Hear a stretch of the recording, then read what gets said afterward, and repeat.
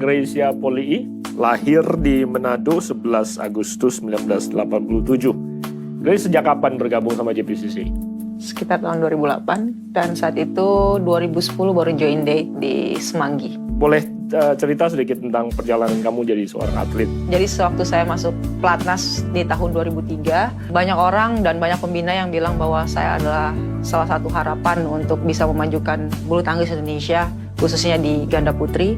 Tapi along the way, waktu saya menjalani itu, di tahun 2007, 2009, 2011 itu saya cedera. Paling puncaknya itu 2012, sebagai seorang atlet ingin ikut berpartisipasi dalam Olimpiade.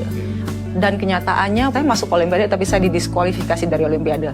Dan itu membuat hancur semua mimpi, buyar dan segala macam. Dan banyak orang bilang, kemudian buat apa investasi banyak-banyak pada akhirnya tidak menghasilkan prestasi apapun.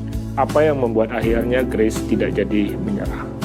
Sedikit orang yang masih percaya dengan talenta saya di dalam dunia bulu tangkis ini.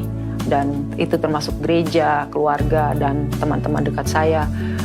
Yang mereka bilang, you still can do it. Tapi pada saat itu, saya juga tidak muda lagi. Dan buat seorang wanita, menyerah itu adalah salah satu opsi waktu itu. Jadi dilema buat saya untuk meneruskan. Dan Tuhan yang intervensi dalam kehidupan saya, dan suara Tuhan yang sangat besar bahwa kamu harus lanjutin karena kamu belum selesai. Jadi itu yang membuat saya mau maju, dan saya mendengar sedikit suara yang positif dan di antara semua mayoritas yang bilang saya pada waktu itu, kamu udah, you're done. Apa definisi keberhasilan dan jadi bintang bagi seorang Grace Polii? Bisa bersinar buat orang lain, bukan buat diri saya sendiri saja. Karena mimpi saya juga adalah bisa menciptakan generasi selanjutnya yang mereka bisa bersinar dan bisa melanjutkan tali estafet ini.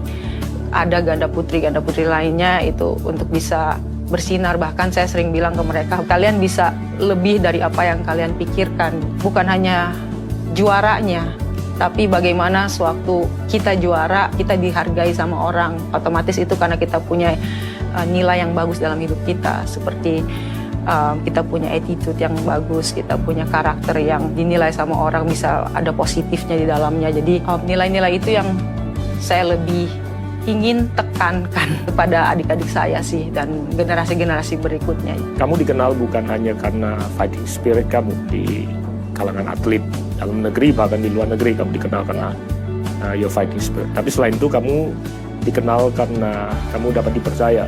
Saya dengar banyak menjadi tempat orang curhat. Bagi kamu, apa yang menyebabkan kamu menjadi orang dan pribadi seperti itu? Saya banyak belajar sewaktu di kegagalan itu. Saya semakin dekat dengan Tuhan. Tuhan ajarin saya untuk punya nilai-nilai, value-value yang bagus. Ternyata itu Tuhan persiapkan untuk saya bisa sharing. Jadi apa yang mungkin saya sering bagikan setiap minggu, atau pastor-pastor lain dan teman-teman yang sharing, yang komunitas di date, di keluarga, bahkan itu yang membuat saya nggak usah saya ngomong, mereka sudah bisa merasakan, dan bahkan mereka bisa datang dan untuk minta pendapat. Dan saya bersyukur karena itulah Tuhan ciptakan saya untuk bisa memberkati banyak orang.